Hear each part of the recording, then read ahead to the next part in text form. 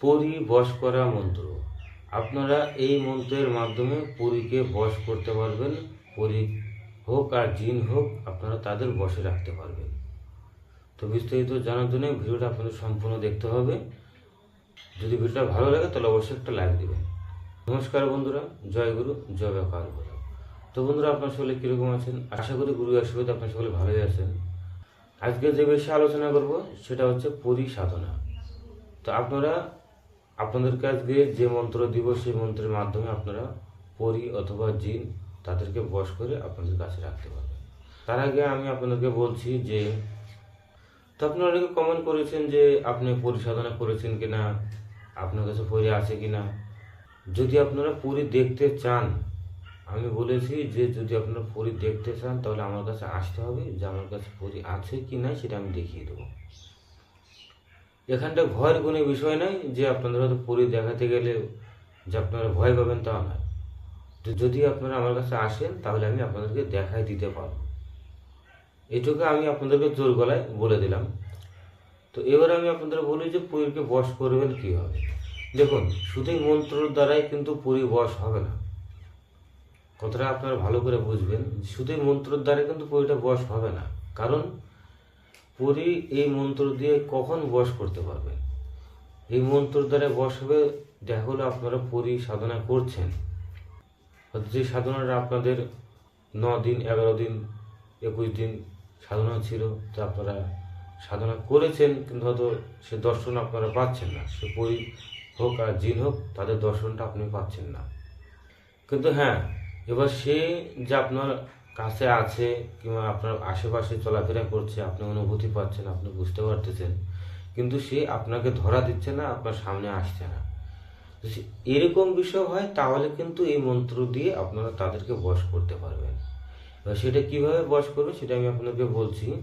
তার আগে বলি, যদি আপনারা তন্ত্রমন্ত্র, বশীকরণ সাধন যদি শিখতে চান তাহলে আমার এই চ্যানেলটা সাবস্ক্রাইব করে রাখবেন। যদি আমার কাছে এসে শিখতে চান তাহলে আমার আশ্রমে এসে আপনি শিখতে পারেন। তার জন্য কোনো রকম দক্ষিণার প্রয়োজন হবে না, মাসে কোনো বেতনও দিতে হবে না। যে মন্ত্রটা এখানটায় দেওয়া আছে সেই মন্ত্রটা আপনারা প্রথমত 1,25,000 বার জপ করবেন। সেটা আপনারা যে কোনো দিনের থেকে শুরু করতে পারেন, যে কোনো শনিবার মঙ্গলবার থেকে শুরু করতে পারেন। হ্যাঁ, এটা আপনার কোনো নির্দিষ্ট টাইম নেই যে আপনাদেরকে প্রত্যেক দিন এত মালা করে জপ করতে হবে, এতদিন জপ করতে হবে, এটার কোনো নির্দিষ্ট টাইম নেই। আপনারা সন্ধ্যায় হোক কিংবা সকালে হোক একটা নির্দিষ্ট টাইম করে নেবেন যে আমি এই টাইমে জব করব। হয়তো কোনো দিন 1 মালা করলেন, কোনো দিন 5 মালা করলেন, সম্ভব হলো 10 মালা করলেন, 20 মালা করলেন। এইভাবে আপনাদেরকে 1,25,000 পূরণ করতে হবে। যদি মনে করেন আপনারা 7 দিনে করবেন তাও করতে পারেন, যদি মনে করেন 10 দিনে করবো তাও করতে পারেন, যদি মনে করেন আমি 3 দিনে করব সেটাও করতে পারেন, যদি মনে করেন আমি 6 মাসে করবো সেটাও করতে পারেন। কারণ জবটা পূরণ হওয়া দিয়ে কথা। খালি আপনি যে জবটা মনে রাখবেন যে আপনি যে প্রতিদিন কত মালা ঘোরাচ্ছেন সেই মালাটা একটা হিসাব রাখবেন। যেদিনকে আপনার জবটা সম্পূর্ণ হয়ে যাবে তারপরে আপনি যেভাবে আপনি সাধনা করেছেন সেই সাধনার সব কিছু আয়োজন করে পূরণের সাধনায় বসে আপনি যে সাধন মন্ত্র আছে সেই সাধনা আগে সম্পূর্ণ করে নিয়ে তারপরে এই মন্ত্রটা 1 মালা জপ করবেন। এমন 1 মালা জপ করার পরে আপনি যে জিন হোক পরী হোক সে আপনার সামনে এসে দাঁড়াবে, তখন আপনার বশতা স্বীকার করবে। মানে আপনি যে উদ্দেশ্যে সাধনা করছেন সেই উদ্দেশ্যটা আপনার সফল হবে। সেজন্য বলছি, এটা কিন্তু শুধু এই মন্ত্রটা জপ করলে যে পরী বশ হবে তা কিন্তু নয়। কারণ দেখেন, একটা সাধারণ ব্যক্তিকে যদি আপনি বশ করতে না, তবু যদি আপনার সে যদি না জানে, না চেনে, সে কিন্তু আপনার বশে আসবে না। সেটাও পরী জিন পরীদের ক্ষেত্রেও সমান। যদি আপনাকে না চেনে তাহলে আপনাকে চেনাতে হবে, চেনাতে গেলে আপনাকে সাধনা করতে হবে। সাধনা করার পরেও যদি আপনি দর্শন পাচ্ছেন না, তখন এই কর্মটা করলে আপনার দর্শন হবে।